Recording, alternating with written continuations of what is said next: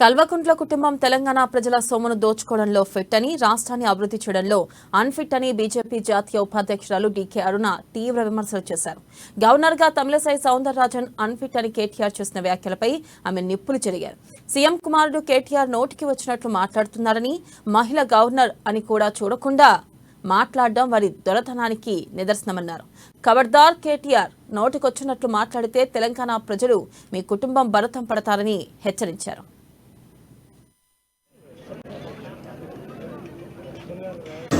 ఏ ముఖం పెట్టుకొని తెలంగాణలో ఈ యొక్క కేసీఆర్ కుటుంబం ఓటు అడగనికే పోతున్నది. ఫస్ట్ వాళ్ళని చెప్పాలి. ఏ ముఖం పెట్టుకొని తెలంగాణ రాష్ట్రంలో ప్రజలను ఓటు అడగనికే వీళ్ళు సిగ్గు లేకుండా ప్రజల దగ్గరికి పోతా ఉన్నారు. వాళ్ళకి సిగ్గు లజ్జ అసలు ఏమైనా ఉన్నాయా?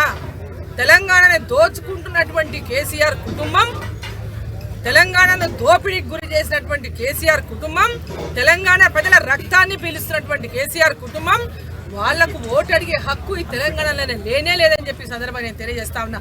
ఏ ముఖం పెట్టుకొని తెలంగాణకు వస్తున్నాడంటే మీ యొక్క అవినీతి పరుల యొక్క భర్తం పట్టనికనే తెలంగాణకు వస్తున్నాడు.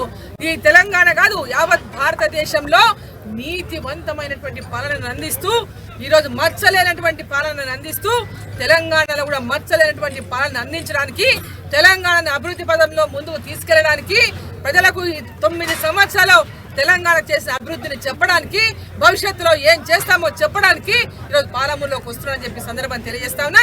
వారికి ప్రధానమంత్రి పేరు తీసుకునేటటువంటి అర్హత కూడా వాళ్ళకి లేదు, ఆ మొహాలకు లేదు. ఈరోజు ఏది పడితే అది మాట్లాడతారు. గవర్నర్ గారిని మాట్లాడతారు, కిషన్ రెడ్డి గారిని మాట్లాడతారు, కేంద్ర మంత్రి